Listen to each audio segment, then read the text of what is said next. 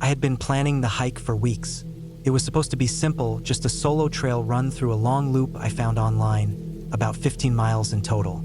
I had read a handful of reviews and seen a couple of photos, and the path looked manageable. The terrain wasn't considered too rough, and people wrote that it had a mix of woods, a small river crossing, and an open ridge that overlooked the valley. I thought it would be a perfect way to spend the weekend and clear my head. I left home early in the morning, trying to make good use of daylight. My backpack wasn't too heavy because I wanted to keep things light. I packed water, a filter, protein bars, a knife, a flashlight, a small emergency blanket, and a first aid kit. I wore trail shoes, lightweight pants, and a jacket because the forecast had said the day would be cooler than usual for summer. I thought I had prepared well, and I didn't see any reason for things to go wrong. The parking lot was nearly empty when I arrived. Only one other car sat near the far end. I double-checked the map posted on the wooden board, tracing the red loop with my finger. It looked simple. Start on the lower trailhead, climb to the ridge, follow it for a while, then drop back down through the forest to circle back. I had been on dozens of trails before, some longer, some harder, so this one didn't feel intimidating. The first mile went smoothly. The trail was wide and clear, with soft dirt under my shoes and tall trees crowding both sides. The morning air was cool and damp, and I enjoyed the quiet.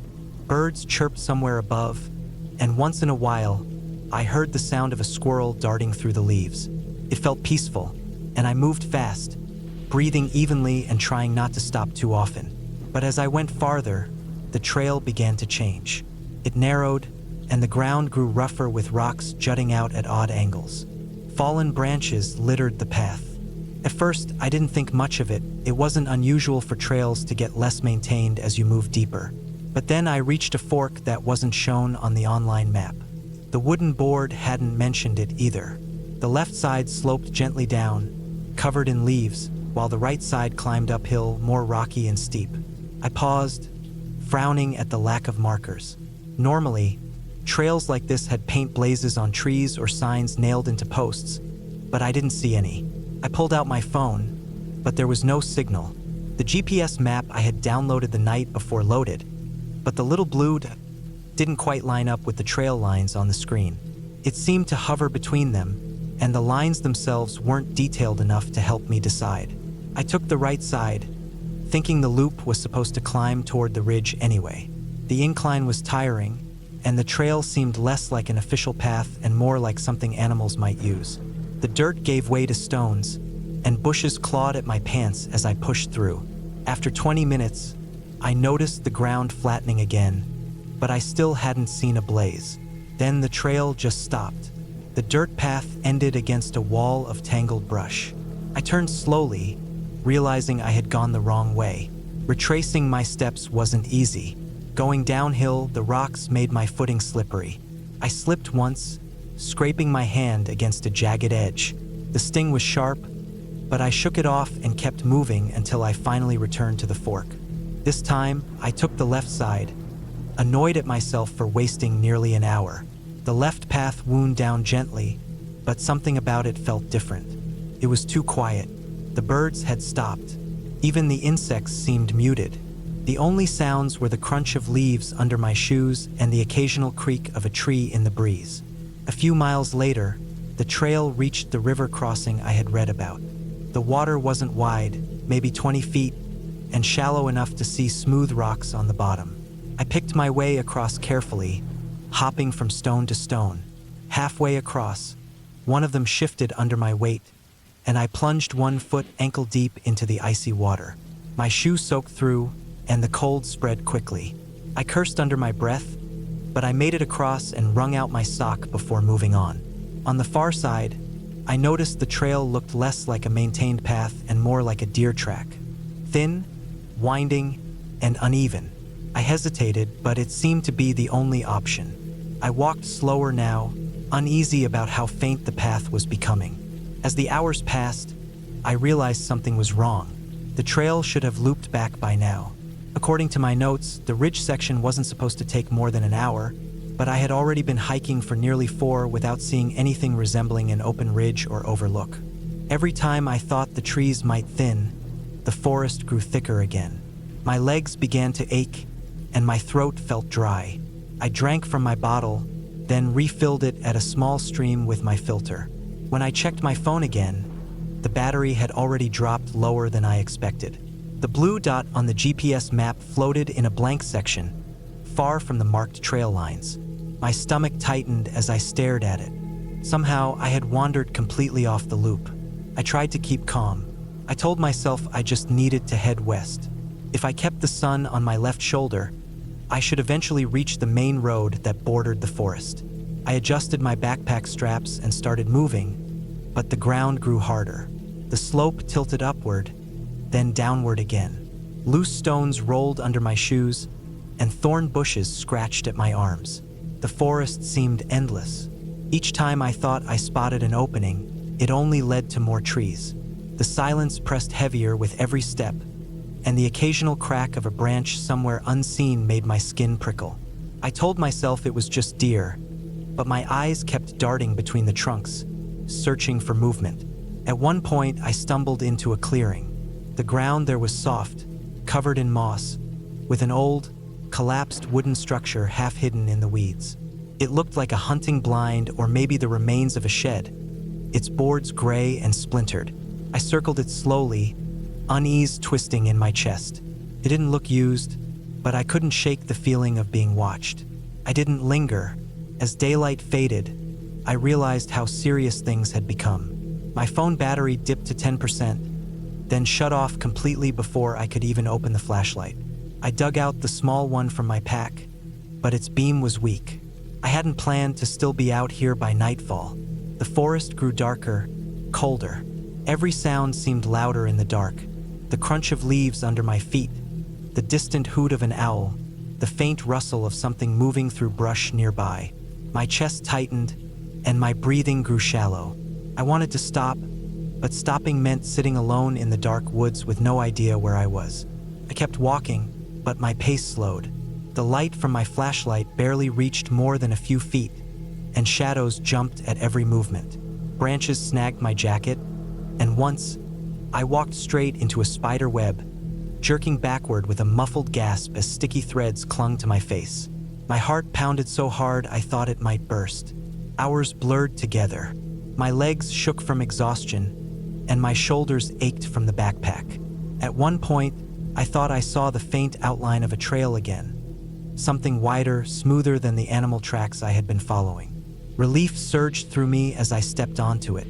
I followed it eagerly, convinced it would lead me back toward the loop. But after nearly an hour, it led me to nothing. The path ended in a steep drop, a rocky slope leading down into darkness. I froze at the edge, my flashlight beam cutting across jagged stones below. My stomach twisted as I realized it wasn't a trail at all but a dried creek bed. I backed away slowly, panic gnawing at my chest. I was lost, completely lost. I forced myself to sit and think. My water was running low, and I had only a few protein bars left. I needed to rest, but I couldn't risk sleeping in the open. The thought of lying exposed in the middle of the forest made my skin crawl. I searched nearby until I found a cluster of thick trees with enough cover to huddle beneath. I pulled out the emergency blanket and wrapped it around me, shivering in the damp night air. Sleep came in broken stretches, full of jerks and starts at every sound. I thought I heard footsteps once, faint but deliberate, pacing through the leaves. My breath caught, and I gripped the knife from my pack, holding it tight until the noise faded. Maybe it was a deer, maybe not. I didn't close my eyes again for a long time. By morning, my body ached all over. My mouth was dry, and my stomach growled.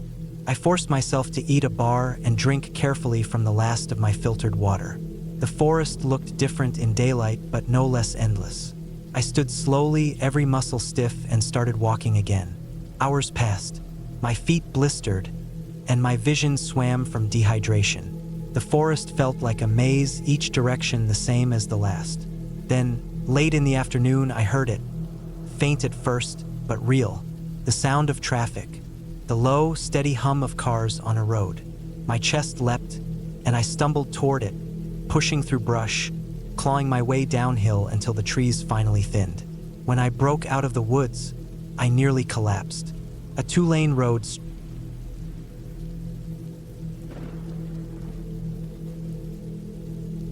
I never thought a single hiking trip could change the way I saw the outdoors forever. I had been hiking for years. Most of my free weekends were spent on trails, carrying a backpack, following dirt paths, and climbing ridges until my legs burned. I thought I knew how to handle myself in the wilderness. I thought I knew the rules.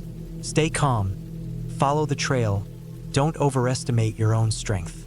But all of that confidence fell apart on one trip that still plays in my head every night when I try to sleep. It started on a late summer morning. The air was already warm even though the sun had just risen. The trailhead was about 2 hours away from where I lived, and I drove out before dawn, sipping stale coffee from a travel mug, the highway empty except for a few trucks. My plan was simple: hike a long loop trail in the national forest that I had read about online.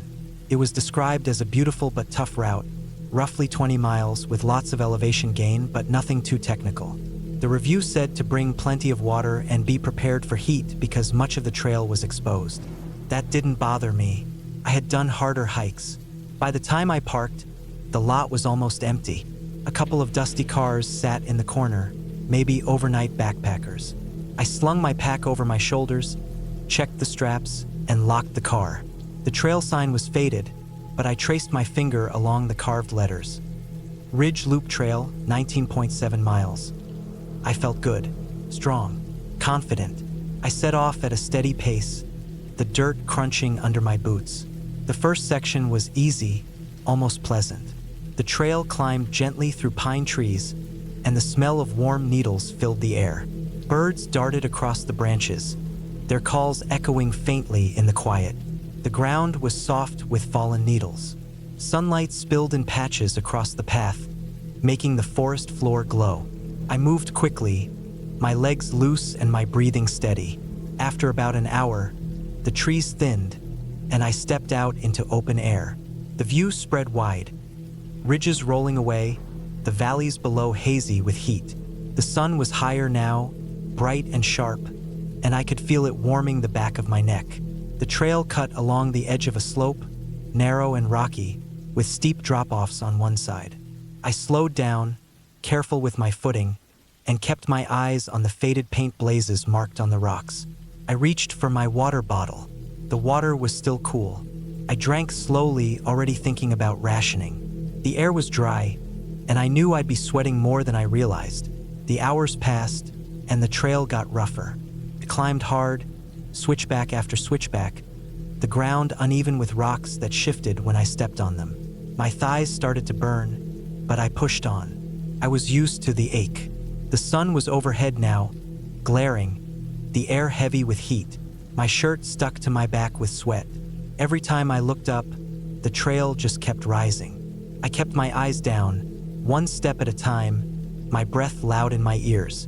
Eventually, I reached a ridge line. The wind-up there was stronger, carrying a dry, dusty taste. I stopped to eat a quick snack, just a protein bar, and looked at the map I had folded in my pack. According to the route, I was about halfway through the loop. I should have felt encouraged, but instead I felt a strange heaviness. The map looked simple, just a loop with clear lines, but standing there, looking out at the endless ridges, I realized how small I was in all of it. I pushed forward. The trail narrowed again, weaving between scrub brush and jagged rocks.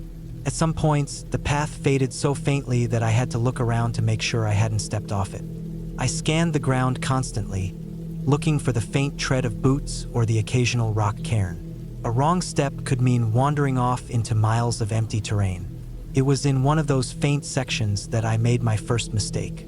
I missed a turn. The path curved sharply down to the left, but I didn't see the small cairn that marked it. Instead, I kept going straight, following what looked like a trail but was really just a runoff path carved by rain. It felt right at first, but the ground grew steeper and looser, filled with sliding gravel. By the time I noticed, I had gone too far. I stopped and pulled the map again. My GPS signal was weak, flickering in and out, but it showed me slightly off course. My stomach tightened. I scanned around, climbing back uphill a little, searching for the real trail. The heat pressed down on me, sweat stinging my eyes. Finally, after 10 minutes of scrambling, I spotted the faint line of the actual path higher up. Relief washed through me, and I forced myself back up the slope until I was on track again. But the mistake had cost me. My legs were already tired, and I had wasted energy. I drank more water, noticing how light the bottle felt. I checked my other bottle half full. I calculated the hours left in the loop and the rising temperature. It was going to be close. I kept going, but something had changed. The forest seemed quieter, the air heavier. Every rustle in the brush made me flinch. I had hiked alone countless times before, but suddenly I was aware of how alone I really was. No voices, no signs of other hikers, just me and the endless ridges. Time blurred. I trudged uphill, downhill, across open stretches where the sun burned my skin, and through dry gullies where the air felt trapped. My calves cramped. My mouth was dry no matter how often I sipped. My thoughts narrowed down to basic things. How many steps until shade, how many drops of water I could spare, how far the next ridge was. At one point, I slipped on a patch of loose gravel and went down hard. My hands scraped open against the rocks, blood smearing across my palms. The sting was sharp, but worse was the jolt of fear. Lying there, tasting dirt, I realized how easy it would be to get seriously hurt out here. A broken ankle, a bad fall, and no one would know where I was. My car was parked miles away. I got up, brushed myself off, and forced my legs to keep moving. The sun was dropping lower now, turning the ridges gold. I should have been close to the end of the loop, but the trail seemed endless. The map didn't match what I was seeing. Every time I thought I recognized a landmark, it turned out to be another ridge, another dry valley, another climb. My last water bottle was nearly empty. I tried to save it, but my throat was so dry it hurt to swallow. My tongue felt thick, my lips cracked. I started stumbling more, my vision swimming every time I bent down or stood up too fast. Then I noticed something worse. My footsteps weren't steady anymore. I was weaving on the trail, my body heavy and clumsy. I knew the signs: dehydration and heat exhaustion. My head pounded. I had to sit down several times just to stop the dizziness. When the sun finally sank low, I knew I was in real trouble. The shadows stretched long, the air cooling, but I still had no idea how far the trail went. I pulled out the map again, but it blurred in the dim light. My GPS was useless now, flashing a red battery warning before dying completely. I kept moving, forcing myself one step at a time. I told myself I couldn't stop. If I stopped, I'd never get going again. Darkness fell fast. The ridges swallowed the last light, and the air grew cold. My legs shook with every step. I stumbled off the trail twice, catching myself just before tumbling down the slope. Finally, after what felt like forever, I saw a faint shape ahead, a wooden post. I staggered closer, and there it was, the trailhead sign. My car was just beyond it, sitting like a miracle in the dark lot. I collapsed into the driver's seat, shaking uncontrollably. My water was gone, my lips split, my body trembling with exhaustion. I sat there for a long time before I could even start the car. The drive home was a blur. When I finally reached my house, I drank water until I could barely hold it down. My head throbbed, my body ached, and my scraped palms stung. That night, lying in bed, I realized how close I had come to not making it back. One wrong step, one more hour without water, one bad fall, that would have been it. No rescue, no chance. I thought about how easy it was to underestimate the wilderness, how quickly confidence could turn into desperation. That trail taught me more than any other hike I'd ever done. Taught me respect. I still hike, but I don't go alone anymore. I carry more water than I think I'll need, and I study maps until I know them by heart. I know now how small one person really is out there, how thin the line is between a good day on the trail and a nightmare you barely walk away from. And I'll never forget the endless ridges, the fading light, and the crushing silence of that day.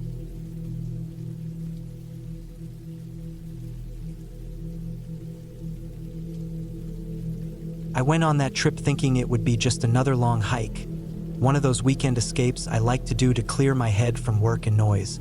The plan was simple. Drive out early in the morning, park near the trailhead, hike into the backcountry, and spend 2 nights alone in the woods before coming back.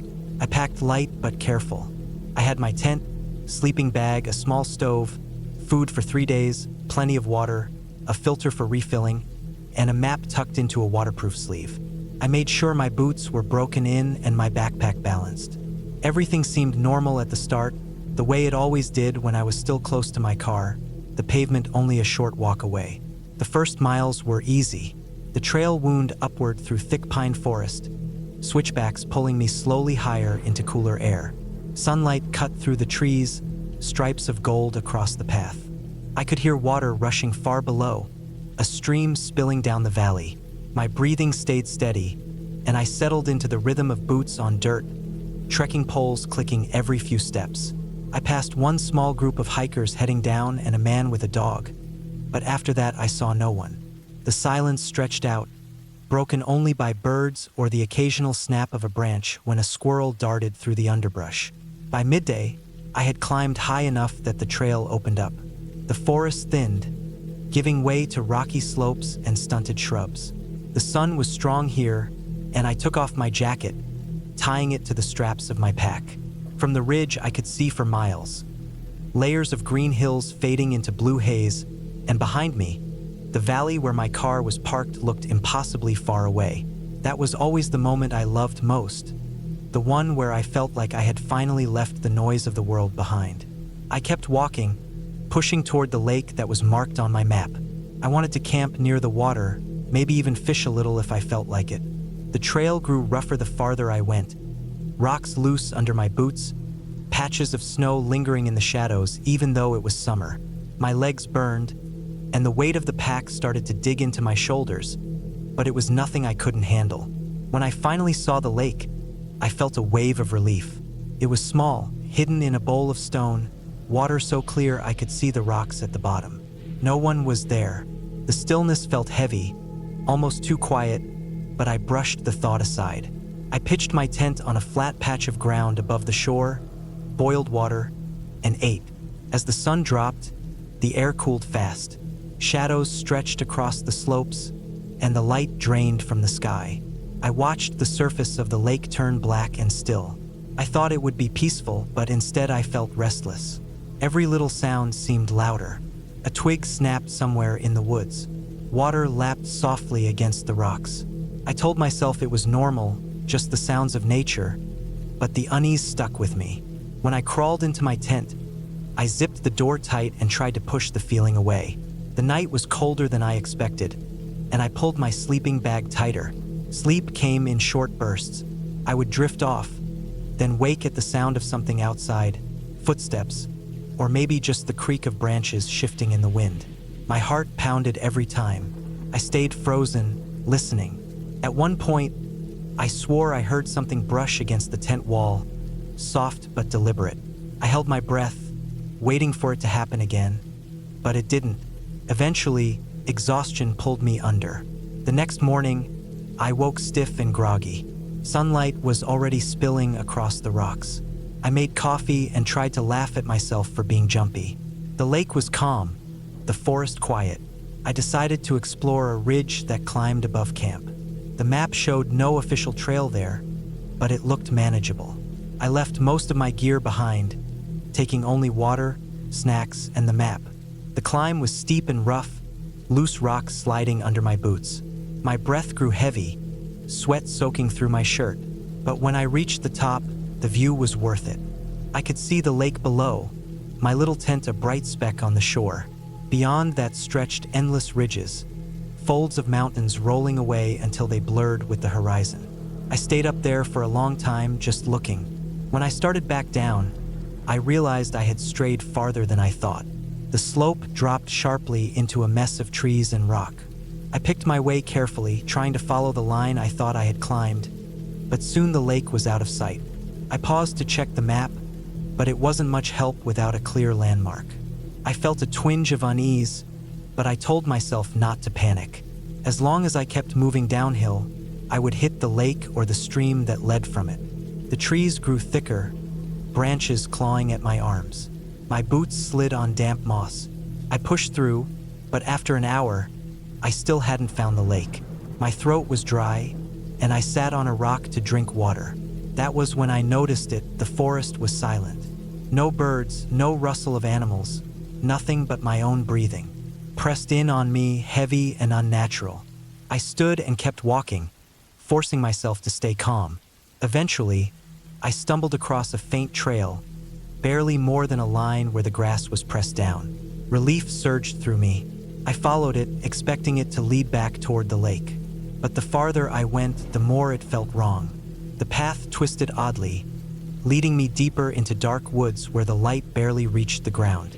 I kept telling myself it was fine, that I would find my way back, but the unease grew heavier with every step. My mind played tricks on me. I thought I saw movement between the trees, a figure ducking behind a trunk, a shadow slipping away when I turned my head. Each time I stopped to listen, there was nothing. The trail ended suddenly at a clearing. In the middle was a pile of stones, stacked carefully like a crude marker. Around it, the ground was trampled, but there was no sign of people, no campsite, no footprints I could make sense of. The air felt thick, and a chill ran down my back. I didn't want to stay there. I turned and hurried away, forcing myself back through the trees. By the time I found the lake again, the sun was already sinking. My legs ached, and my nerves were raw. I sat by the water, trying to calm myself. I ate quickly, packed what I could, and decided I would head back down the main trail first thing in the morning. That night was worse than the first. I lay awake for hours, every sound magnified. At one point, I heard something heavy moving through the brush near camp. It wasn't a deer or anything small. It was slow, deliberate, and it circled just beyond the reach of my headlamp. My mouth went dry. I gripped the handle of my knife inside the tent, waiting, listening. The footsteps stopped. Minutes dragged by. When I finally dared to peek outside, the woods were still. Nothing moved, but I couldn't shake the feeling that I was being watched. When the first gray light of dawn came, I didn't waste time. I packed fast and started down the trail. My body was tense, every nerve on edge. I kept glancing over my shoulder, convinced something was following me.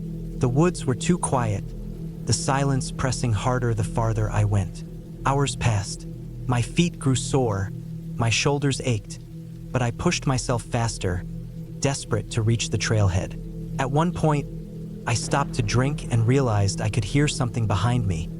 Faint, but real. A branch breaking, the crunch of weight on dry leaves. I froze, heart pounding. Slowly, I turned, but the trail behind me was empty.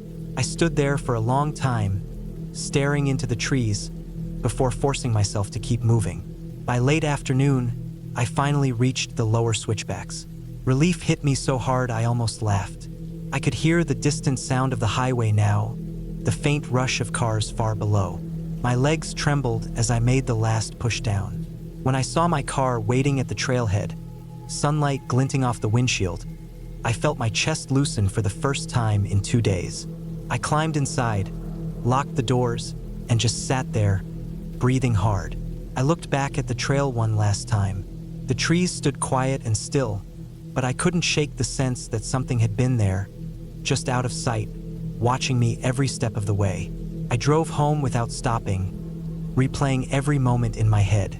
The silence in the woods, the strange stone pile, the footsteps outside my tent, the feeling of being followed. I told myself it was just my imagination, nerves playing tricks on me after too much time alone. But deep down, I knew it wasn't.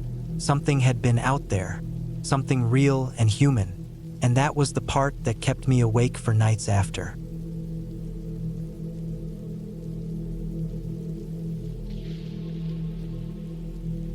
I had always liked hiking, but I never thought of myself as someone who chased danger.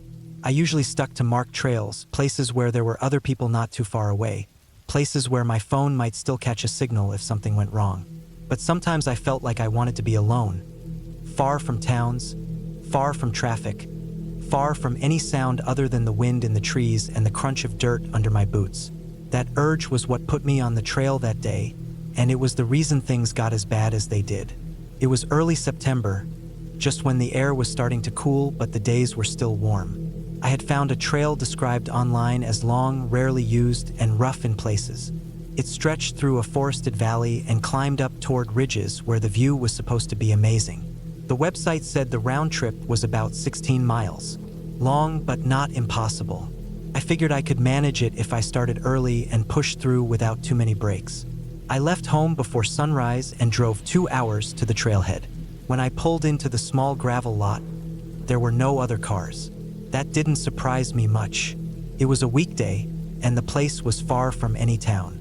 I parked close to the trail sign, shouldered my pack, and made sure I had my water bottles, extra snacks, a small first aid kit, and a flashlight just in case. I was careful like that. I didn't like the idea of stumbling around lost or unprepared. I thought I was ready. The first few miles were easy. The path followed an old logging road, wide enough that 2 people could walk side by side. Grass and weeds had grown in patches between the tire ruts. I could tell no vehicles had been through there in years. The air smelled damp and earthy, heavy with the scent of moss and fallen leaves. Every so often I passed a faded plastic ribbon tied to a tree, probably left there by hunters or forestry workers. It reminded me that people did come out here sometimes, though I saw none that day. After a couple hours, the trail narrowed. The road ended, and I found myself on a single track winding uphill through thicker woods. Roots snaked across the ground, and the air grew cooler in the shade. I kept moving, my legs burning a little from the climb, but I liked the rhythm. Step after step, breath after breath, the sound of my boots scuffing dirt. By midday, I stopped to eat. I sat on a fallen log, unwrapped a sandwich, and listened to the silence. There was no wind, no voices, no hum of cars in the distance, just forest. I realized how far I was from anyone else. The thought gave me both comfort and a strange edge of unease. I brushed it off and kept walking. The trail became harder to follow as I moved higher. Fallen branches crossed it. Some sections were covered in dead leaves so thick they hid the path. A few times I had to stop and look around for the faint line between trees where the ground dipped slightly, the only sign that others had once walked there. The deeper I went, the more it felt like the forest was swallowing the trail. At one point, I slipped on loose soil and fell to one knee. I brushed myself off, annoyed, and noticed how steep the ground had become. I had to grab trees for balance. I told myself it was fine. I had plenty of daylight left, and my phone still showed the trailhead on the map. Even with no signal, the GPS worked. As long as I kept track, I wouldn't get lost. Hours passed. The climb wore me down more than I expected. My calves ached, and sweat soaked my shirt. But I wanted that ridge view, the one the website promised. I kept imagining standing up high, looking out across endless forest, maybe seeing mountains in the distance. That thought kept me pushing forward even when my body told me to stop. When I finally reached the ridge, the trees opened, and there it was, the view. Miles and miles of wilderness. Ridges rolled away like waves, all covered in green. No houses, no power lines, nothing but forest. The silence was so deep it felt heavy. I stood there for a long time, drinking water, letting the wind cool my skin. For a moment I felt proud, like I had done something worth the struggle. But I still had to go back, and I had burned more time than I should have. The sun was already sliding west. The shadows were long. I told myself it was fine. I would walk steady and make it back before dark. I packed up, adjusted my straps, and started down. Going down should have been easier, but it wasn't. The slope was slick, covered in loose dirt and dead leaves. My legs, already tired, shook with every step.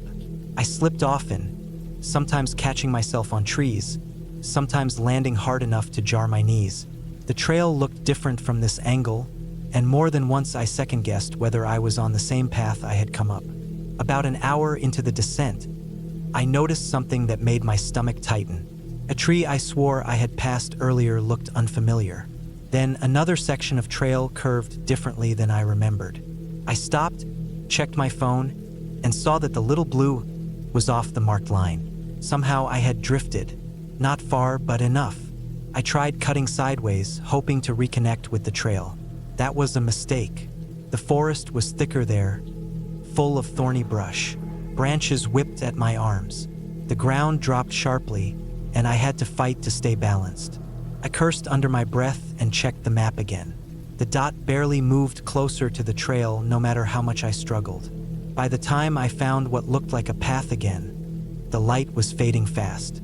I pulled out my flashlight, relieved I had packed it. The beam cut through the dimness, showing roots and rocks, but the world beyond that narrow circle was all shadows. The silence pressed in again, thicker now, broken only by the crunch of my steps. After another half hour, I realized I wasn't on the same trail. This one was narrower, overgrown, and dipped deeper into a gully instead of following the ridge line. My stomach nodded. I checked my phone again. The battery was down to 20%, and the dot showed me moving in a direction away from the trailhead. I thought about turning back, but the way behind me felt just as confusing. I had twisted and cut across so many times that I wasn't sure I could retrace it. My only choice was to push forward and hope the path led somewhere. Maybe another road, maybe a stream I could follow. Darkness settled fully then. The forest changed with it. Every sound seemed sharper, the crack of a branch, the rustle of leaves. My own breathing sounded too loud. I felt the hair rise on my neck more than once, though I saw nothing beyond the beam of my flashlight. Hours dragged. My legs throbbed. My throat was dry, though I sipped water carefully, not wanting to run out. At one point, I stumbled on a root and nearly twisted my ankle. I froze, heart hammering. If I got hurt here, there was no one to help me. I moved slower after that, testing every step. Then came the sound. Faint at first, behind me, a crunch like a footstep. I whipped my light back. Nothing, just trees and darkness. I told myself it was an animal, a deer maybe, but minutes later I heard it again, closer. My pulse jumped. I forced myself to keep walking, not to run, though every muscle screamed at me to hurry. I lost track of time. Maybe it was midnight when I saw the faint glint of water through the trees. A stream. Relief flooded me. If I followed it, it might lead me down to a road or at least give me a direction. I pushed toward it, crashing through brush, and stepped onto a bank of rocks. The water gurgled quietly, cold and clear. I knelt to fill a bottle. That's when I saw it. Not a ghost, not a monster, just a boot print. In the soft mud beside the water. Fresh. Too fresh. The edges were sharp, not blurred by rain or time. Someone had walked there recently. My mouth went dry. I wasn't alone. I scanned the darkness with my light, every nerve on edge. Nothing moved, but the feeling grew, the sense that I was being watched. My chest tightened. I couldn't stay there. I had to move. I started following the stream, keeping my light low, every step deliberate. The forest felt alive around me, not with animals but with the weight of eyes I couldn't see. Once I caught the faintest crunch again behind me. My heart pounded so hard it hurt. I didn't turn. I just kept walking, faster now, gripping my flashlight like a weapon. At some point, the stream bent sharply, and I saw something pale on the rocks ahead. Cloth, a torn piece of fabric, snagged on a branch. I didn't touch it. I didn't want to know whose it was. My stomach churned as the thought settled in. Whoever left that print was close. Maybe following me, maybe waiting. I kept moving until my legs nearly gave out. Finally, just before dawn, the stream widened and I stumbled onto a gravel road. Relief crashed over me so hard I almost dropped to my knees. A road meant people, meant escape. I didn't care where it led, I just followed it. 2 hours later, limping, shaking, I reached a ranger station. A truck was parked outside. I had made it. My whole body sagged with exhaustion and fear. I never told them about the boot print. I never mentioned the sounds that followed me through the forest.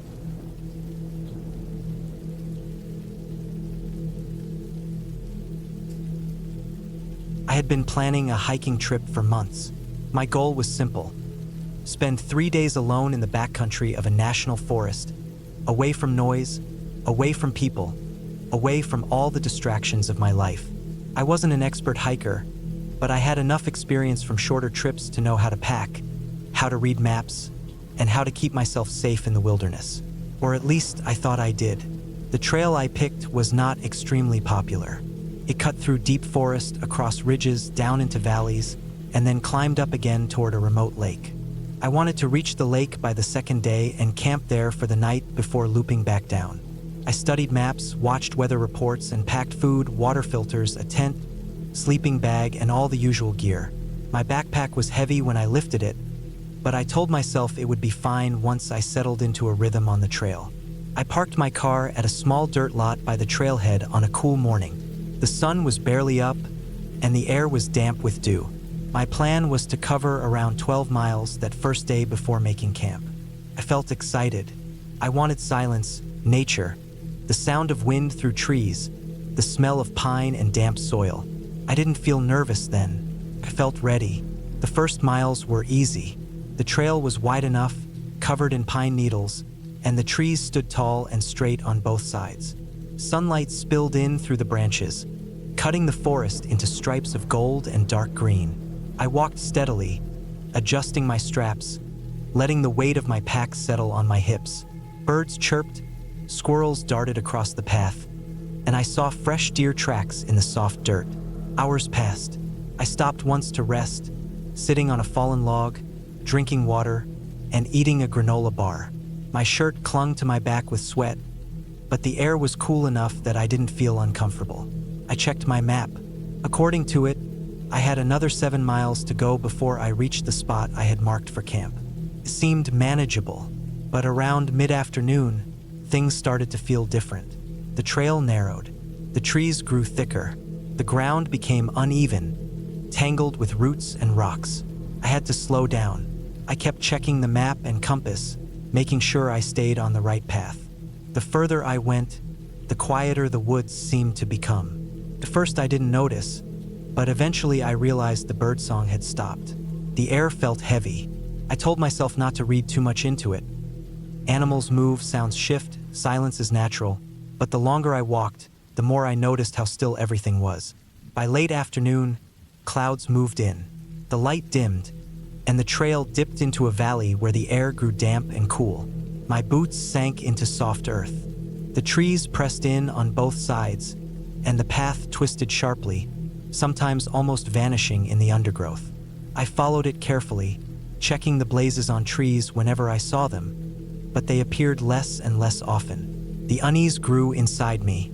Every now and then, I thought I heard something behind me, a faint crunch like a footstep or the snap of a twig.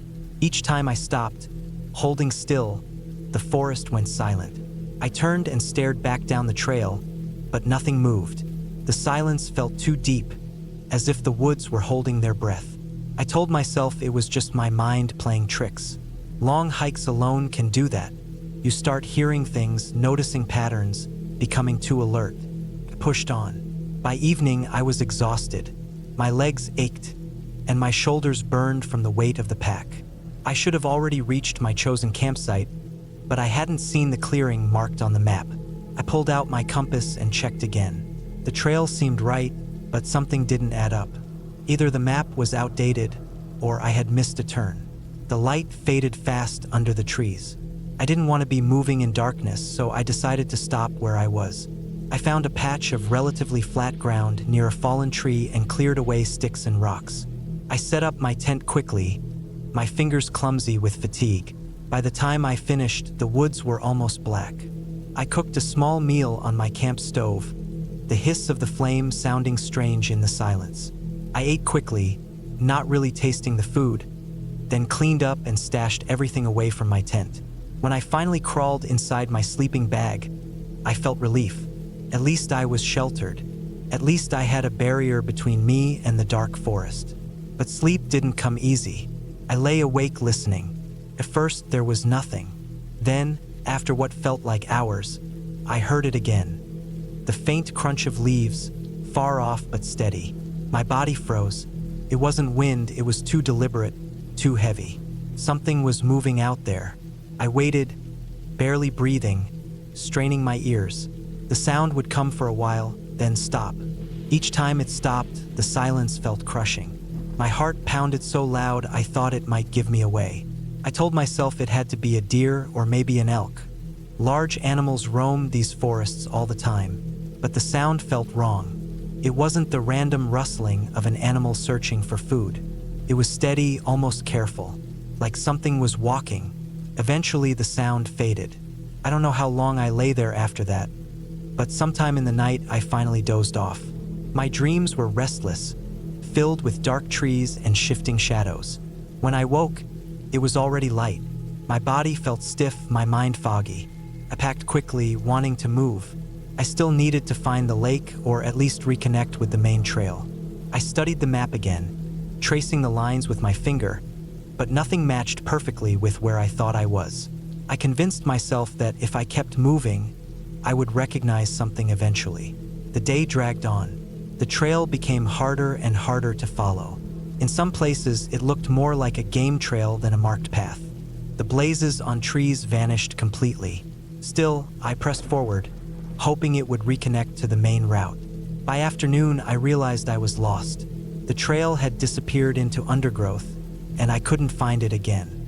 I stood there, sweating, my chest tight, looking around in every direction. Every tree looked the same. Every ridge looked the same. The map felt useless in my hands. Panic started to build, but I fought it back. I told myself I still had water, food, and gear. I wasn't going to die out here if I stayed calm. I could backtrack, retrace my steps. But when I tried, nothing looked familiar. I walked in circles, convinced I had gone the right way, only to find myself in the same spot again. The woods pressed closer, darker, heavier. The silence deepened, broken only by the occasional crack of something moving far away. Each time, the hairs on my neck stood up. By evening, I gave up trying to find the trail. I set camp again, this time in a small hollow between thick trees. I ate sparingly, trying to conserve my food. I lay in the tent as darkness fell, every sound outside magnified in my ears. The noises came again, crunching steps, a faint rustle, a pause, then silence. It didn't sound like a deer anymore. It didn't sound like any animal I knew. It sounded like someone walking. The night dragged on endlessly. I barely slept. On the third day, my water ran low. I had a filter, but I needed a stream or lake to use it. I decided to move north, hoping to find water. The land sloped downward, so I followed the decline, thinking it might lead to a creek. Hours passed. My throat grew dry. My legs shook with fatigue. Then I heard it, the faint trickle of water. Relief surged through me. I pushed through thick brush until I reached a narrow stream. I dropped to my knees, filled my bottle, and filtered it. The cold water felt like life itself as I drank. But when I looked up, my relief vanished. Across the stream, half hidden in trees, was a shape. It was tall, too tall to be an animal. It wasn't moving, but I could feel it watching me. My blood went cold.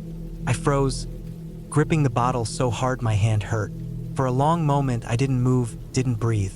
Then, as I blinked, the shape slipped back into the trees and was gone. I don't know how long I stayed there, crouched by the stream, heart hammering. Eventually, I forced myself to move. I didn't want to stay in that spot another second. I followed the stream, hoping it would lead to a larger body of water, maybe even the lake on my map. I walked for hours, stumbling over rocks, forcing my way through brush. The stream wound endlessly, and the forest around it felt suffocating. Every so often, I thought I heard footsteps behind me. When I turned, nothing was there, but the feeling of being followed never left. By late afternoon, I found a clearing. In the center was an old fire ring, blackened with ash.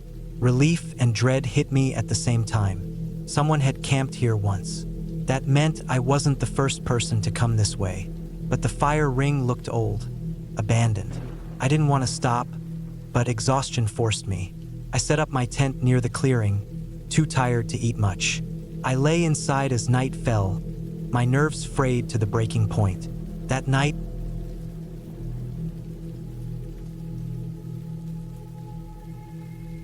I had been planning a solo hiking trip for months. I wanted something long and remote, far from the usual crowded trails where families walked in sneakers and carried little water bottles. I was craving something that would take me into the real backcountry, somewhere that required preparation, patience, and a bit of mental toughness. The idea of being completely alone in the wilderness both scared me and thrilled me. I had done smaller hikes before, even some overnight trips, but this one was going to push me further. I told myself it was about building resilience, about testing what I could handle, but deep down I think I also wanted to feel something raw, something that city life never gave me. I picked a trail that stretched across miles of rugged terrain. It climbed into higher elevations, crossed through narrow valleys, and twisted along the side of cliffs that overlooked endless stretches of forest. It wasn't the kind of place people just strolled through. From all the research I had done, I knew the trail was lightly trafficked. Some people had written about how beautiful it was, but most agreed it was rough, isolated, and required caution. That description drew me in.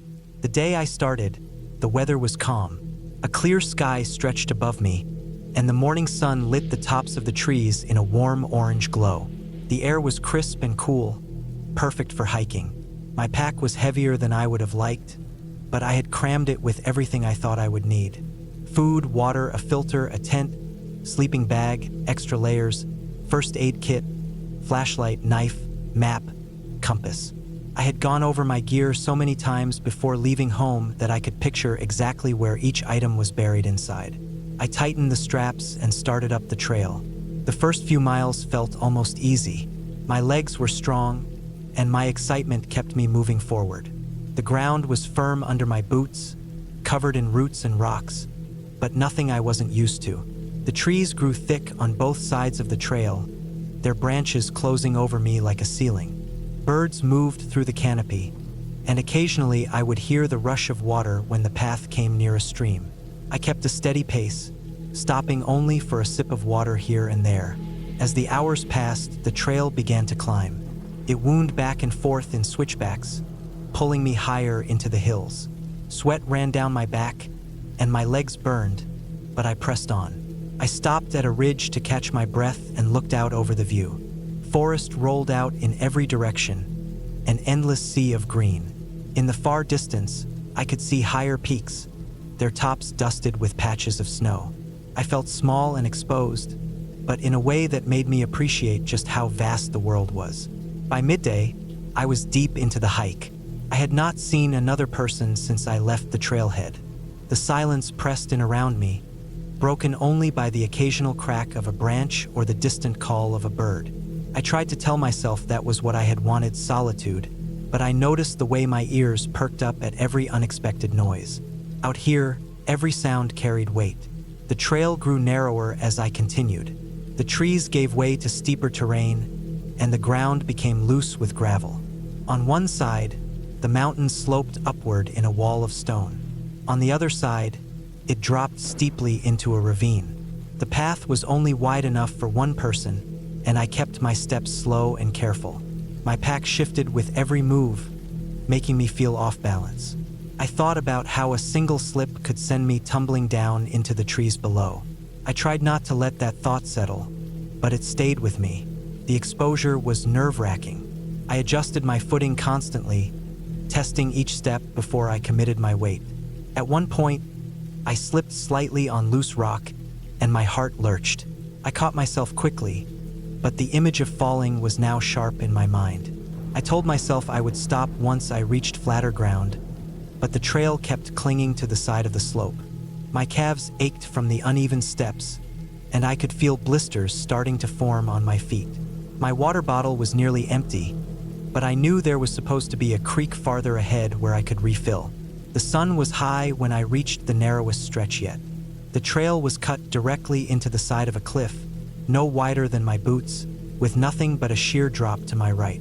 I froze for a moment and just stared at it. The rock wall rose to my left, rough and jagged. There was nowhere to put my hands for balance, no railing, no trees to catch me if I slipped. I forced myself to take a deep breath. I couldn't turn back now. The distance I had already covered was too great. I edged forward slowly, one step at a time. My pack scraped against the rock as I shuffled along. Pebbles broke loose under my boots and skittered down into the void. I couldn't see where they landed. My mouth was dry, and my chest tightened. Every muscle in my body felt tense. The silence here was crushing. Halfway across, the trail curved around a sharp bend. The ground tilted slightly downward, as if it were leaning away from the wall. My right foot slipped just a fraction and my stomach dropped. I pressed myself flat against the stone, my fingers scraping uselessly at the rough surface. My pulse hammered in my ears. I stood frozen for several seconds, barely breathing, afraid any movement would send me over the edge.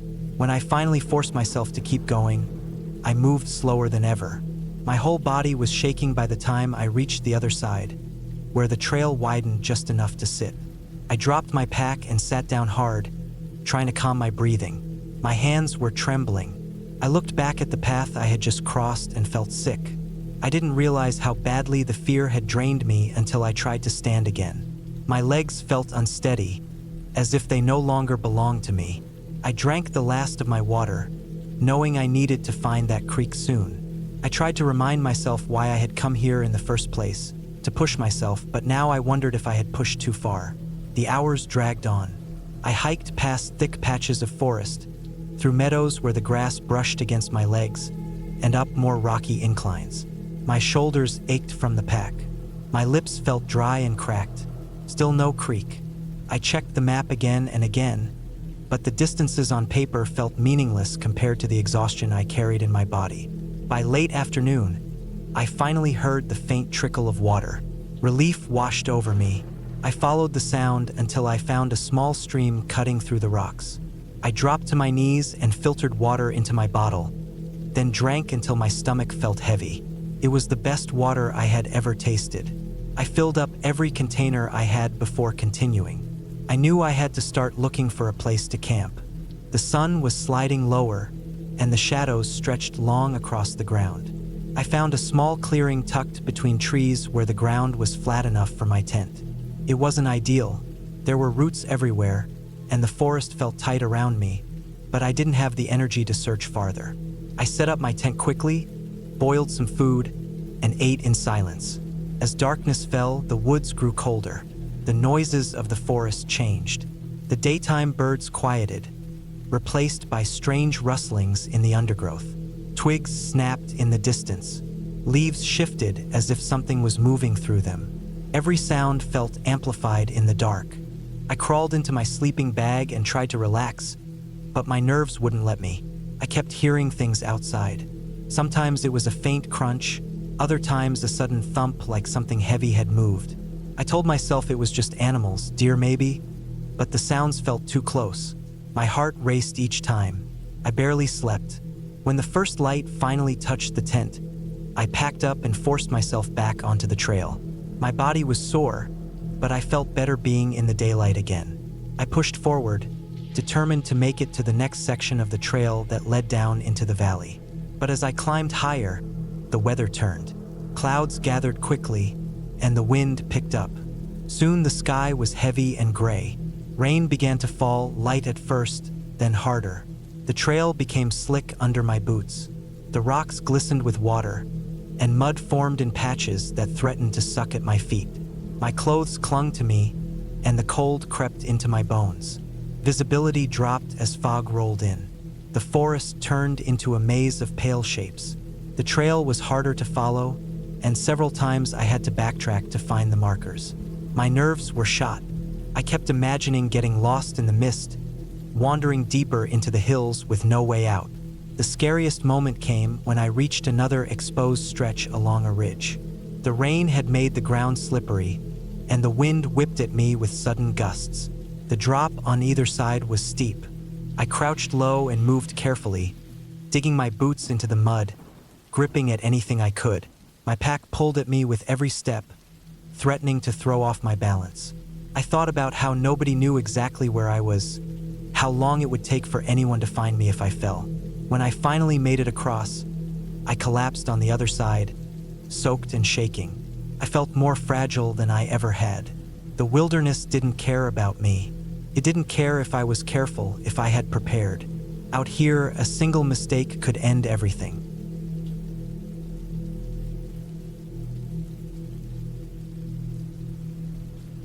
I always thought hiking alone was peaceful.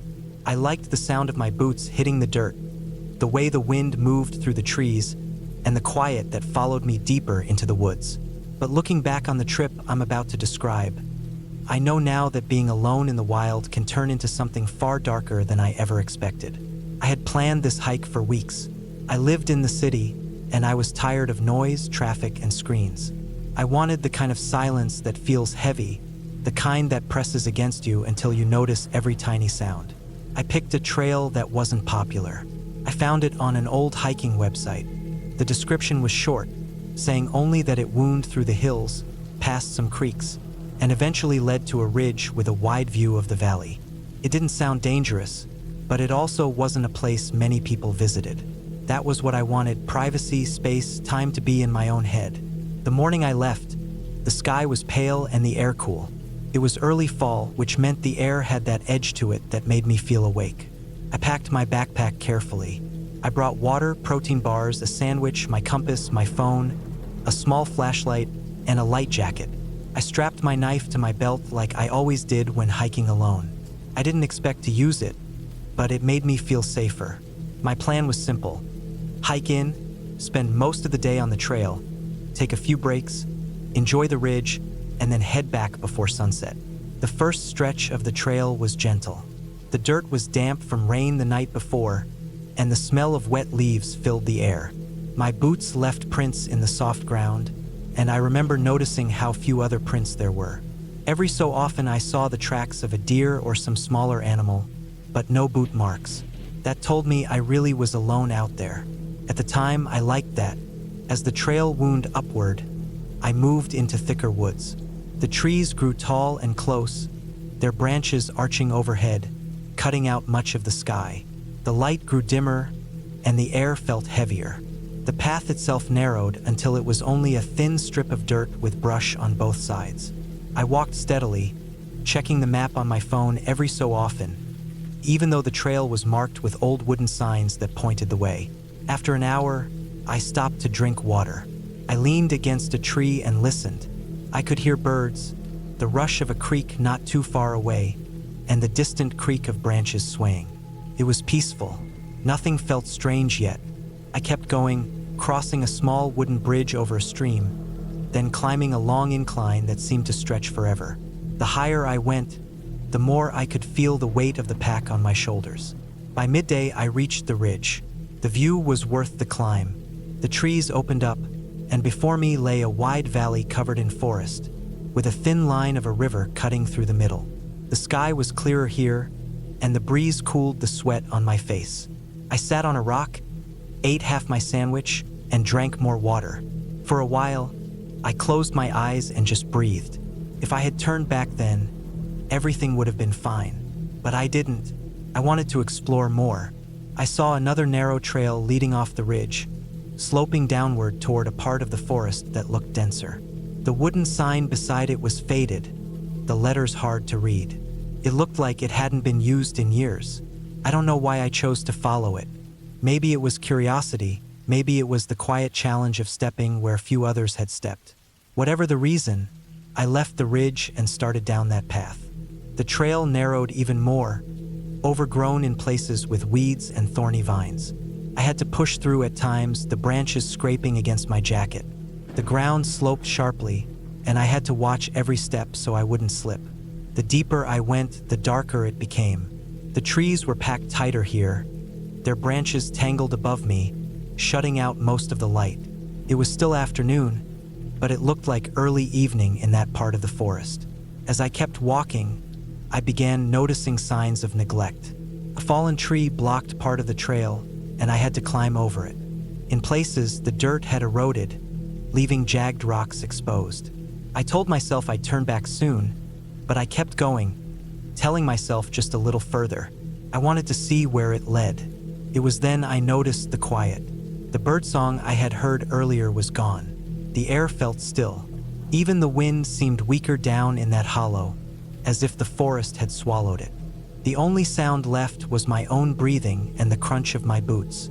I slowed my pace, listening. Nothing. That silence, heavy and unnatural, pressed on me. My stomach tightened, but I forced myself to keep walking. After another half hour, I realized I was far from the ridge. I pulled out my phone, checking the map. The signal was weak. The app loaded slowly, showing my position as a small dot. The line of the trail didn't even appear on the screen. That made my chest tighten more. I had been following an unmarked path, and now the map didn't recognize it. I told myself not to panic. I knew if I retraced my steps, I could get back to the ridge. I decided to rest first. I sat on a fallen log, finishing the rest of my sandwich. As I ate, I thought I heard something behind me. It wasn't loud, just a faint crack of a branch. I froze. I turned slowly, scanning the trees. First, I saw nothing, just the same tangled trunks and shadows. But something about the stillness made my skin crawl. I stood and kept walking, a little faster this time. My mind began playing tricks. Every time a branch creaked, I thought it was footsteps. Every rustle of leaves made me think I wasn't alone. I kept glancing over my shoulder, but all I saw were trees. Still, the feeling wouldn't leave. Soon I reached a spot where the trail seemed to fade.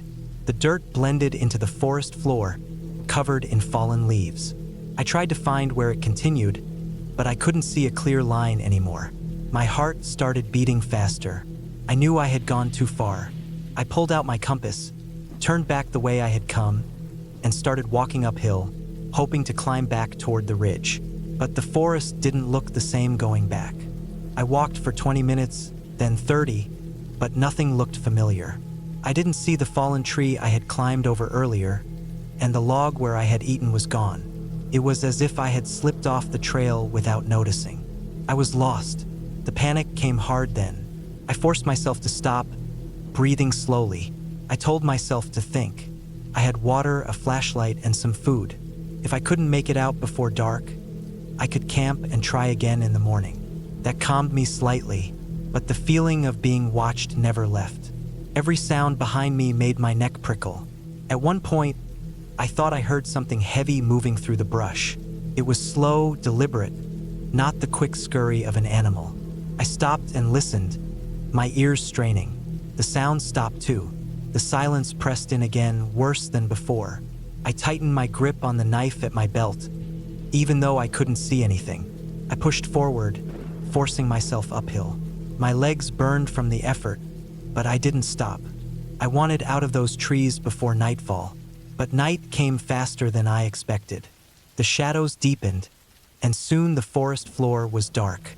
I pulled out my flashlight, clicking it on. The beam cut through the dark, but it also made the shadows look deeper just beyond its reach.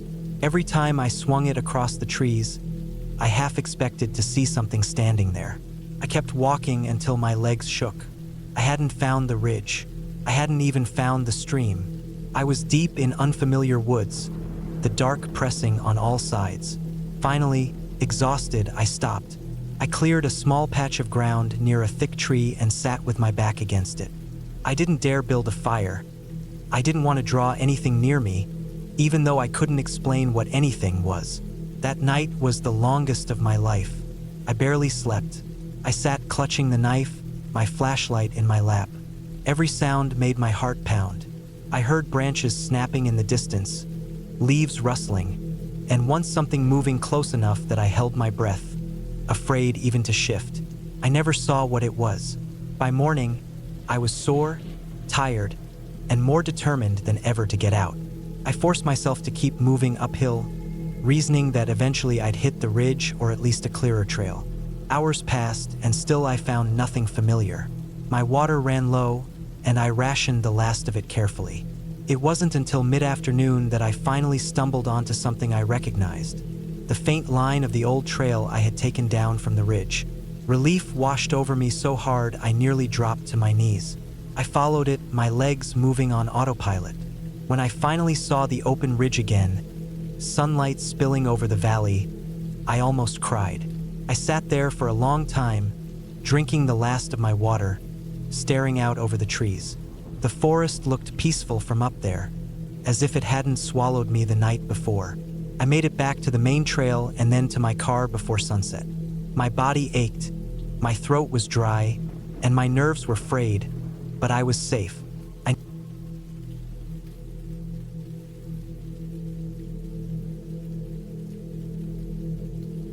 planned the hike for weeks. It was supposed to be a simple solo trip, a way to test myself against the wilderness without pushing too far into danger. I had gone on plenty of day hikes before, but this time I wanted something harder, longer, and deeper into the mountains where I wouldn't see anyone for a while. I told myself it was about peace and quiet, about wanting to escape the noise of everyday life. But the truth was that I wanted to see if I could handle being truly alone. The trail I picked was not famous, not one of those well-traveled routes where you bump into people every few minutes. This one stretched through an area of national forest that few people visited outside of hunting season. It was about 30 miles of rugged terrain with switchbacks, river crossings, and long sections of trail that looked almost abandoned. At the end of the loop, there was an old fire lookout tower that had been closed down years ago. I figured that would be the perfect point to turn around before retracing my steps. I started in the late morning. The weather was calm, with clear skies and a light breeze. The trailhead was empty when I parked, which gave me a strange thrill. It was as if the entire forest belonged to me for the next few days. My pack was heavy with supplies: food, water, a small stove, extra layers, my sleeping bag, and a tent. I double-checked everything before locking my car and stepping onto the trail. The first few miles were easy. The path was wide enough, with signs nailed to trees here and there marking the route. The forest was dense, full of tall pines and patches of undergrowth, but the sun cut through in bright shafts of light. Birds were chirping, and I could hear the faint rush of water somewhere off in the distance. My boots felt steady on the dirt, and each step seemed to carry me further away from the cluttered world I had left behind. By the afternoon, the trail narrowed. The dirt gave way to rocks and roots, and I had to watch my footing more carefully. Sweat ran down my back as the sun beat down, but I felt strong. I had trained for this, running, lifting, carrying my pack around town just to get used to the weight. The deeper I went, the fewer signs of people I saw. A broken board from an old bridge, a rusty tin can half buried in the dirt. Nothing more. When I stopped for my first rest, I sat on a fallen log and took out a snack. The silence struck me. No cars, no voices, no hum of electricity. Just wind through the trees and the occasional call of a bird. At first it was relaxing, but after a few minutes it made me feel exposed, as if the forest were watching me in return. I pushed on. By late evening, I found a small clearing just off the trail near a creek. It seemed like a good place to set up camp. I pitched my tent, boiled water for a quick meal, and ate while the light faded from the sky. The creek bubbled softly, and insects buzzed around me. I felt tired but content. When I finally lay down in my sleeping bag, I thought I would fall asleep quickly, but my mind stayed sharp. Every rustle outside the tent made me freeze, listening. I told myself it was just the wind or small animals moving in the brush, but it took hours before my eyes finally closed. The second day was harder. The trail climbed steeply, zigzagging up the side of a ridge. My legs burned, and the straps of my pack dug into my shoulders. The forest grew wilder here. Trees leaned at odd angles, and the ground was covered in fallen branches. The path was faint in places, almost lost to grass and weeds. I checked my map and compass often, making sure I stayed on track. As the hours passed, I realized how truly alone I was. I hadn't seen another hiker since leaving the trailhead. No footprints, no voices echoing through the woods. Just me and the endless trees. It was thrilling at first, but then a kind of pressure started to build in my chest. I tried to shake it off, reminding myself that this was what I had wanted. Solitude, challenge, a test of strength. In the late afternoon, clouds rolled in. The temperature dropped quickly, and the sky darkened. I could smell rain coming, sharp and earthy. I picked up my pace, hoping to find a good spot to set up camp before the storm hit. That's when the trail became confusing. It split into two faint paths, neither marked. I pulled out my map, but it didn't show this fork. I hesitated, standing there with the wind tugging at my jacket. Finally, I chose the left path, figuring it looked more worn. That decision would haunt me. The path grew rougher, narrower, and steeper. It felt wrong, but I kept going, hoping it would rejoin the main trail. Soon the rain started, light at first but quickly turning heavy. Water streamed down the rocks, and mud clung to my boots. I was soaked in minutes, my pack weighing me down even more. I looked for shelter, anything to get out of the downpour. After another mile, I spotted a flat area beneath a cluster of pines. It wasn't perfect, but it was better than nothing. I set up my tent as fast as I could, my fingers stiff from the cold rain. By the time I crawled inside, I was shivering. The sound of the storm on the nylon walls was deafening. Water pooled beneath the tent floor, seeping into my gear. I lay there in the dim light, listening to the forest groan under the wind. That night, I barely slept. The rain hammered down for hours, and every crack of thunder made my heart jump. At one point, I thought I heard something moving outside the tent, slow, deliberate steps. I held my breath, staring at the fabric walls, but the sound was drowned out by the storm. Eventually, exhaustion dragged me into a restless sleep. The next morning was gray and cold. Mist clung to the trees, and the ground was slick with mud. I packed up, my gear damp and heavy. I tried to retrace my steps, but the storm had washed away the faint path I had followed. Everything looked the same: trees, rocks, patches of brush. I pulled out my compass and tried to orient myself, but the thick clouds hid the sun, and the map didn't match what I was seeing. I realized, with a sinking feeling, that I was lost. I tried not to panic. I had food, water, and gear. I knew basic survival skills. If I just kept calm and worked methodically, I could find my way back. I chose a direction that I thought would lead me toward the ridge I had climbed the day before and started walking. The forest grew denser. Branches scraped my arms and face as I pushed through. Hours passed, but I didn't see any sign of the trail. My stomach growled, and my throat felt dry despite the damp air. I stopped to rest and eat a little, forcing myself to chew slowly even though I wanted to devour the food. By late afternoon, my nerves were raw. Every sound made me flinch. The crack of a branch, the cry of a bird, the rustle of leaves in the wind. I kept imagining that I wasn't alone, that someone or something was moving just out of sight. But when I turned, there was only the empty forest. That night was worse.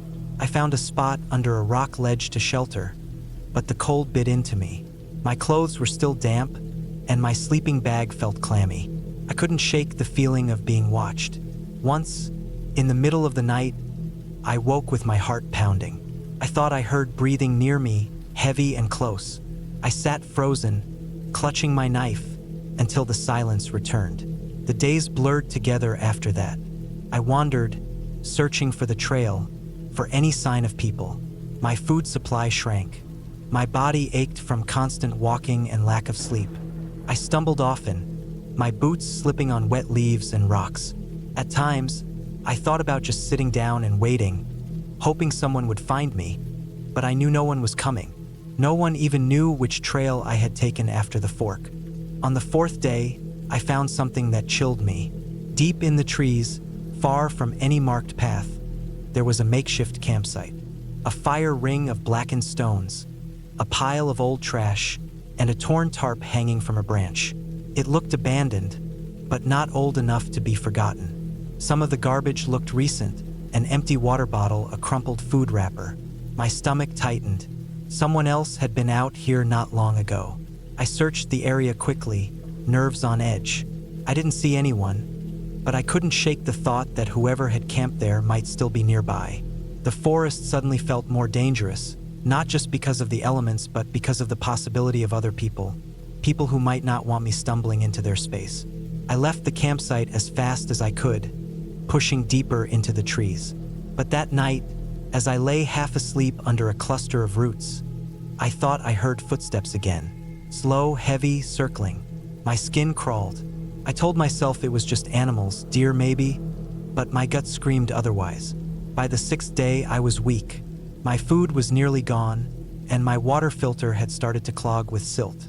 I could barely think straight, my mind foggy with hunger and exhaustion. I stumbled across a narrow game trail and followed it, hoping it might lead somewhere. The forest opened up slightly, and for the first time in days, I saw the faint outline of mountains in the distance. Relief surged through me. If I could reach higher ground, I might find the main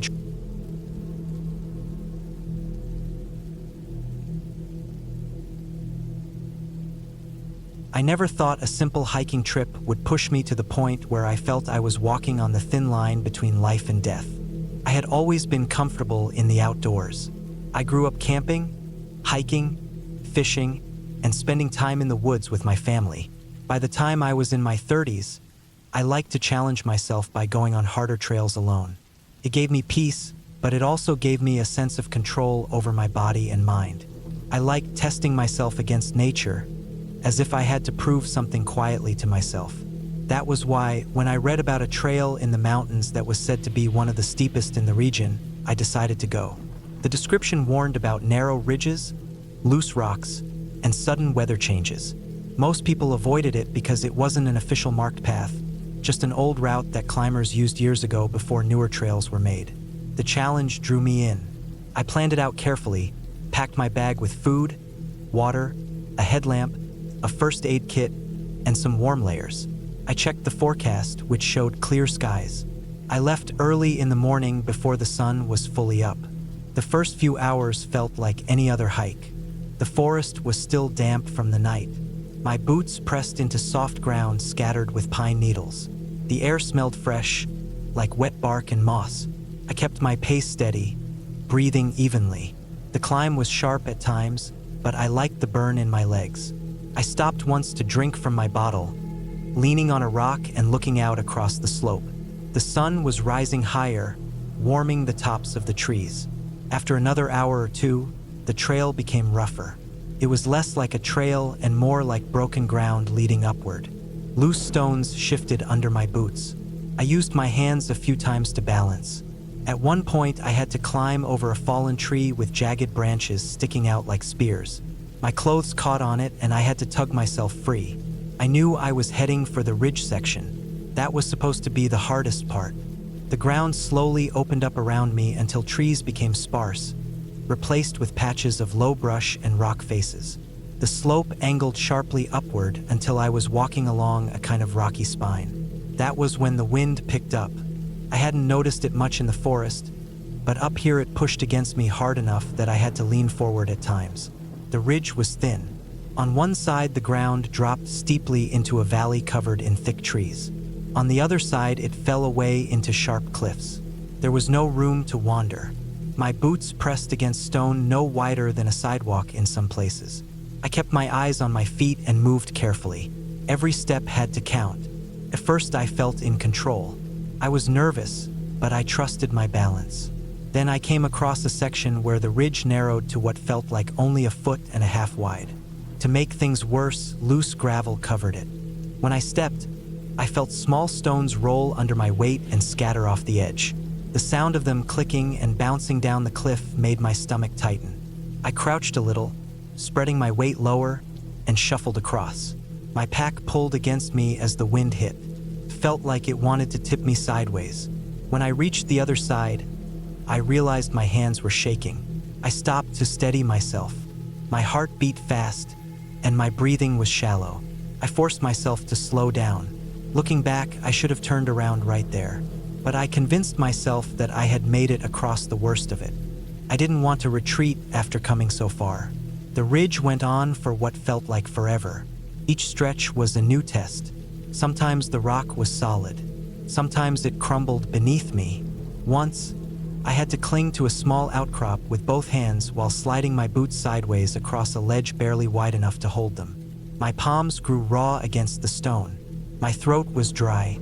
Even though I still had water in my pack, I didn't dare stop to reach for it.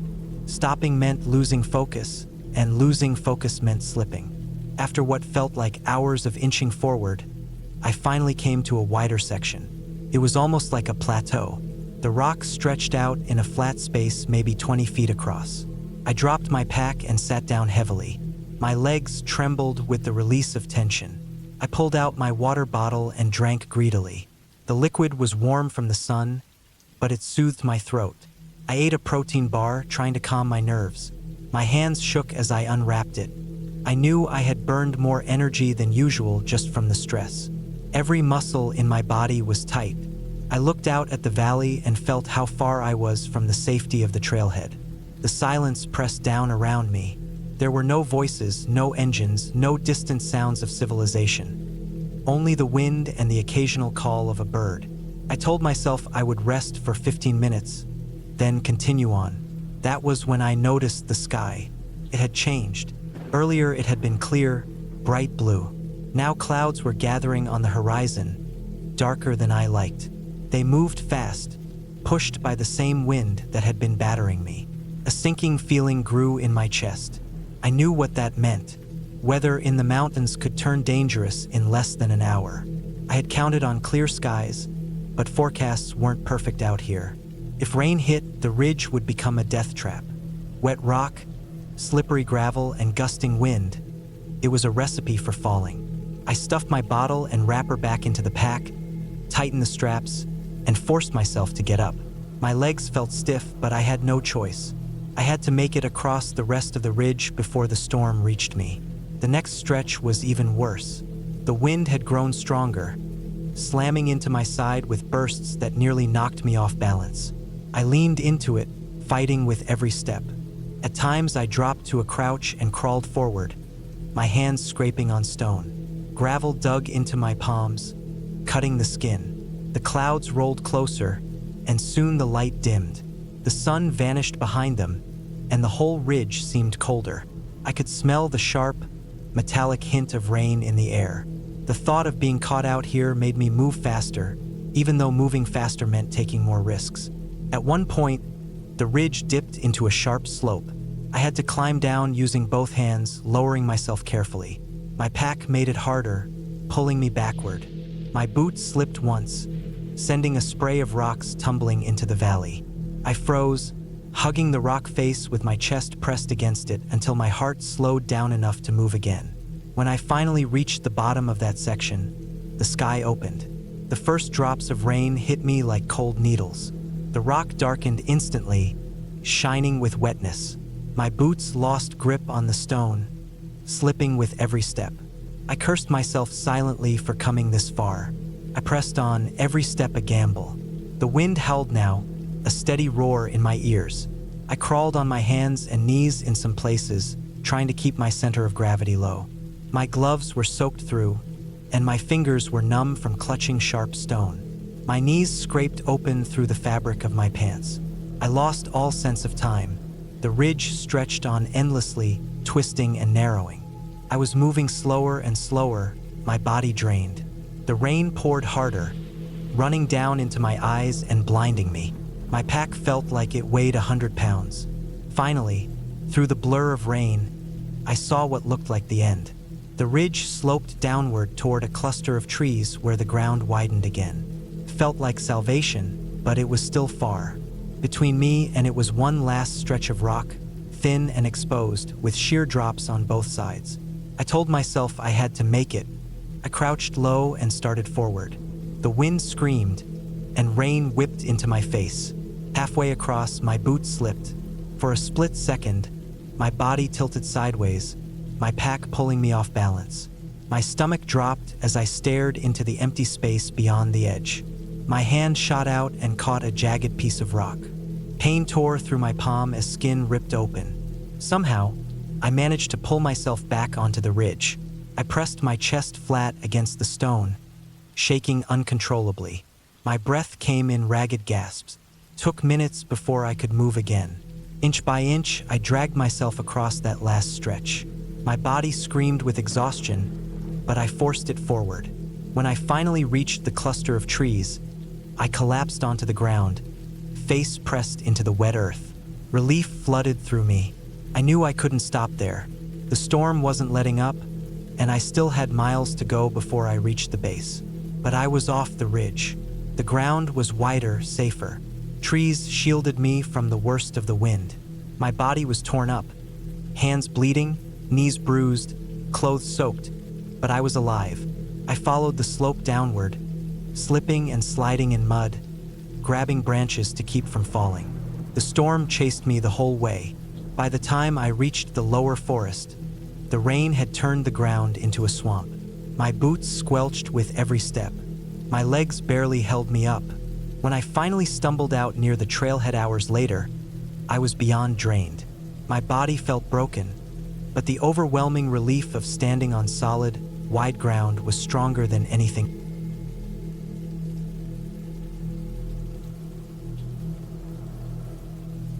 I had been planning the hike for months. The idea was simple enough. Take a long weekend, head out into the mountains, and spend 3 full days hiking alone.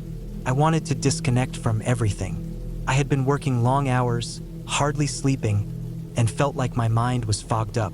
Hiking always cleared my head, and I thought being out in the quiet of the forest with nothing but the trail in front of me would give me what I needed. The area I chose was one I had only been to once before, years earlier, but back then I had only walked a short section of it.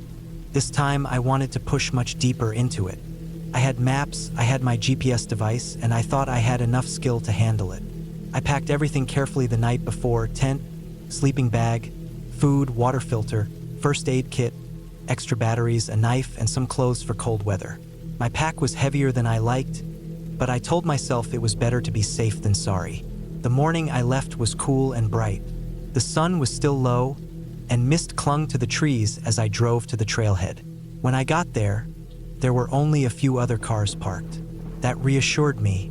I didn't want to be around crowds of people, but I also didn't want to be completely isolated in case something happened. I started up the trail with the sound of my boots crunching against the dirt and the steady rhythm of my breathing. At first, everything went as smoothly as I expected. The trail climbed gently upward, winding between tall pines and over small streams. Birds darted through the branches above, and every so often, I'd hear the rustle of something moving through the undergrowth, probably squirrels or deer. I kept a steady pace, pausing now and then to drink water. By midday, I had already put several miles behind me. I stopped on a flat rock by a creek to eat lunch. The water looked clear, but I filtered some anyway to refill my bottles. I felt calm. The air smelled of damp earth and pine needles, and the sky overhead was a deep, sharp blue. I kept hiking after lunch, planning to cover at least 10 miles before setting up camp. The terrain grew steeper, the trail narrower. Roots cut across the dirt like snakes, and I had to watch my footing. After a while, I noticed the path wasn't marked as often as before.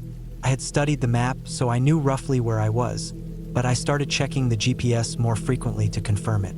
As the afternoon wore on, clouds began to drift across the sky, dimming the light. The forest thickened, and the air grew cooler. I pushed on, telling myself I'd stop once I reached a clearing I had seen marked on the map. But as the hours passed, I realized I wasn't finding it. Instead, the trail dipped sharply downward, winding into a narrow ravine. At first, I thought nothing of it. Trails often cut through low areas. But as I followed it down, the walls of the ravine closed in around me. The trees grew taller and denser, and the light faded quickly. The air felt damp and heavy. The path itself grew harder to follow. It twisted and broke apart in places, more like animal tracks than a maintained trail. I paused to check the GPS, but when I turned it on, the screen froze. I tried again and it blinked out. I had charged it the night before, so I didn't understand why it was dead. I pulled out the map and compass, trying to steady myself. According to the map, I should have been heading toward a ridgeline, not deeper into a ravine. Maybe I had taken a wrong turn without realizing. I decided I would climb back up the slope and try to retrace my steps. But when I turned around, the path I had come down was not as clear as I thought. Everything looked the same: walls of trees, loose rocks, narrow dirt tracks. A sharp unease crept into me. I forced myself to breathe slowly. I told myself it was fine, I just needed to backtrack carefully. I climbed for a while, but the slope was steep and slick with moss. I slipped twice, scraping my palms. When I stopped to look around, nothing seemed familiar. The sky was darker now, the clouds heavier. I realized I was wasting daylight. I needed to set up camp soon, or I'd be stuck trying to find my way in the dark. I found a relatively flat patch of ground by a boulder and set down my pack. My hands shook slightly as I pitched the tent. I forced myself to eat something, though my stomach felt tight. By the time I crawled into the tent, night had fallen completely. I lay awake for a long time, listening. The ravine seemed to amplify every sound. The trickle of water somewhere nearby, the creak of branches, the occasional snap of twigs. I told myself it was just normal forest noise, but my nerves stayed on edge. The next morning, I packed quickly, determined to climb out of the ravine. I picked a direction that seemed to lead upward and started pushing through brush. The ground was uneven, rocks hidden under leaves, and my pack caught on branches. I climbed for hours, but the slope kept twisting and leading me into more gullies and dead ends. At one point, I slipped on loose soil and slid several feet down, crashing into a fallen log. My shin throbbed where it struck, and for a moment I just sat there, breathing hard. I forced myself up, wincing. I could still walk, but the pain made me move slower. By midday, I still hadn't found a way out. I stopped to drink water, but when I checked my bottles, I realized I had less than I thought. The creek I had passed the day before was nowhere in sight. My mouth felt dry, and I started rationing sips. As I hiked on, I began to notice signs of animals. Tracks in the mud, scat on the trail. Deer mostly, but once I found prints that looked larger, maybe a bear. That tightened my chest. I started making more noise as I walked, stamping harder, hoping it would keep anything big away. The day dragged on, and still I found no clear path out. The ravine twisted endlessly, every slope leading to another slope. The trees blocked my view of the sky, and I couldn't get a sense of direction. My compass needle spun strangely at times, twitching as if it couldn't decide. By late afternoon, I was exhausted. My leg ached badly, and I stumbled often. I hadn't eaten much, just a few handfuls of trail mix, but I had no appetite. Fear gnawed at me more than hunger. That night, I set up camp again in a hollow by some rocks.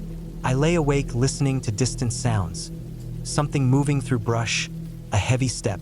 I gripped my knife in the dark, my heart hammering, but nothing came near. Eventually, I drifted into shallow, broken sleep. The next morning, I was weaker.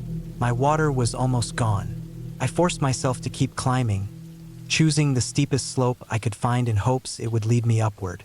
I clawed at roots, dragged myself over rocks, sweat soaking my clothes. Finally, I broke through a line of trees and found myself on a ridge. Relief surged through me. From there, I could see beyond the ravine. The land stretched out, rolling forest and hills, and far in the distance, I thought I saw a glimmer of open ground, maybe a road or a clearing. It was still miles away, but it gave me hope. I started moving toward it, keeping the direction fixed in my mind. The terrain was still rough, but I pushed hard. My legs trembled with exhaustion, and my throat burned with thirst, but I kept going. At one point, I found a small stream trickling down rocks, and I nearly collapsed in relief.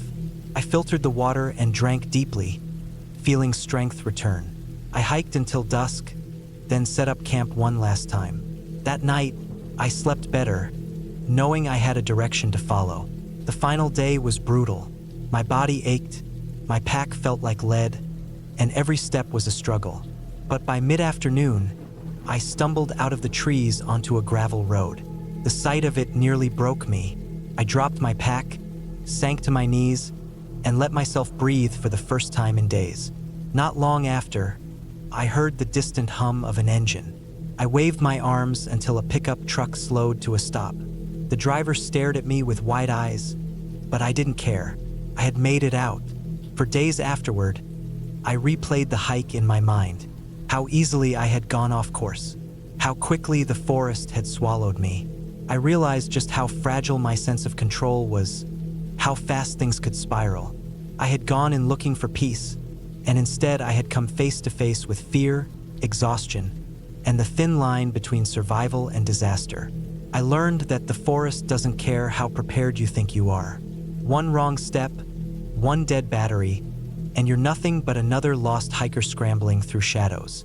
I made it out, but the memory of that ravine, the damp air, the endless slopes, the sound of unseen movement at night, has stayed with me ever since.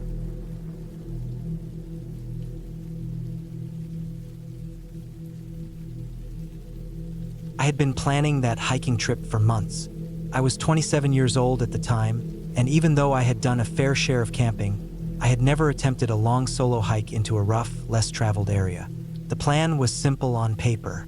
I wanted to hike a long trail that cut through thick forest, ran along the edge of a mountain range, dipped into valleys, and connected back to a dirt road where I would park my truck.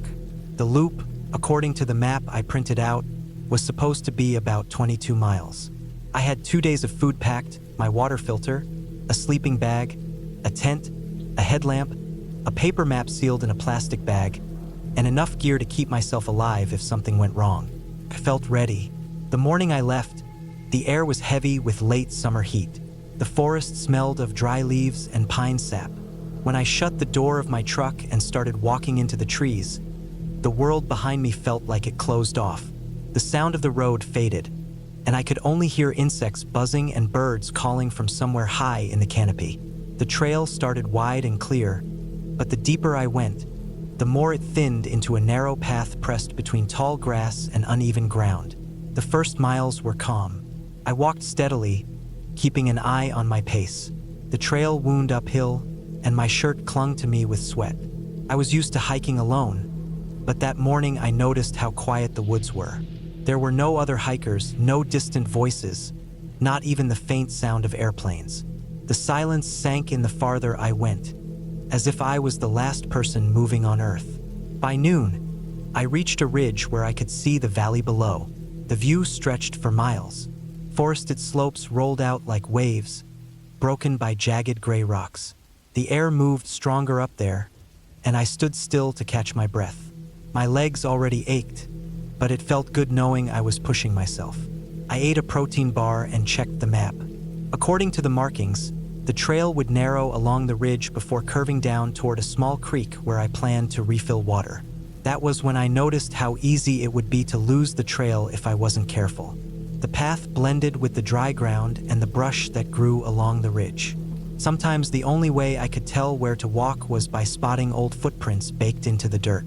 It gave me a strange feeling, realizing that if I missed the faint bends, I could walk straight into the wilderness with no idea where the actual path continued. Still, I pressed on. The ridge soon narrowed to only a few feet wide in places, with steep drops on either side. My backpack felt heavier. Every step made me focus harder, because one slip could mean falling down a slope I had no chance of climbing back up. The sun glared off the pale rocks, and I found myself squinting through sweat. I kept telling myself to move slowly and not rush. When the ridge finally widened and dipped into tree cover again, I felt relieved. The forest below was darker and cooler, though it was also thicker. Branches scraped against my pack, and spider webs stretched across the path. I pushed through them with a stick, waving it in front of me every few feet. It was in that section that I realized I hadn't seen a trail marker in a long time. Most trails I had hiked before had colored blazes painted on trees or signs at intersections. But here there was nothing but a faint dirt strip between ferns and dead branches. I took out my map, checked the compass clipped to my backpack, and kept going. The map showed that if I followed the general curve of the slope downward, I should hit the creek.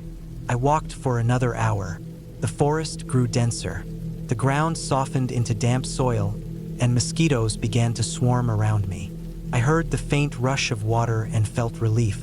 Finally, the creek. When I reached it, the water was lower than I expected, no more than a shallow stream trickling through rocks. I crouched, filled my bottle, and let the filter do its work. As I knelt there, the first uneasy feeling crept over me. The banks were covered in thick mud, but there were footprints in it. Human ones. They weren't fresh, edges dried and cracked, but still clear. The prints led along the stream and then vanished into brush. It didn't make sense at first. The trail wasn't supposed to run along the creek. According to the map, it should have crossed once and then gone uphill. But no matter how hard I looked, I couldn't find where it crossed. The only visible path was the one along the water. I debated turning back, but the idea of climbing all the way to the ridge again drained me.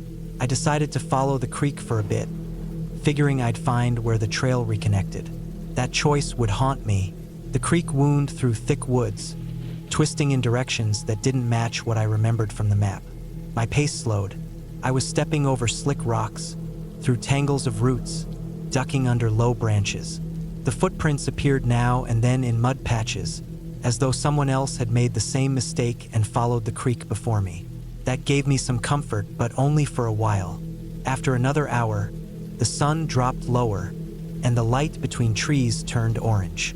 I knew I had to find a place to set up camp soon. My legs ached, my shoulders burned, and the thought of food and rest felt good. I found a small patch of flat ground near the creek, cleared away sticks, and pitched my tent. The forest was so silent that even the sound of my zipper felt loud. I cooked a simple meal on my small stove, ate slowly, and watched the shadows lengthen. A mosquito buzzed in my ear. I slapped at it, then zipped myself into the tent as the sky dimmed. Lying inside, I thought about how far I had strayed from the marked trail. My map felt useless without visible blazes or clear intersections. I told myself that tomorrow I would backtrack to the ridge and try again. That night, sleep came in restless waves. I woke several times to distant snapping noises, like branches breaking under weight. Every time, I held my breath and listened. The forest shifted with small sounds, but nothing came close. When morning finally lit the fabric of the tent, I felt relief. I packed quickly, eager to move. My plan was to return to the ridge, no matter how much energy it took. But when I walked back along the creek, I realized I had no idea where I first reached it. The banks looked the same in both directions. I tried retracing, scanning for familiar bends, but everything blended together. Hours passed.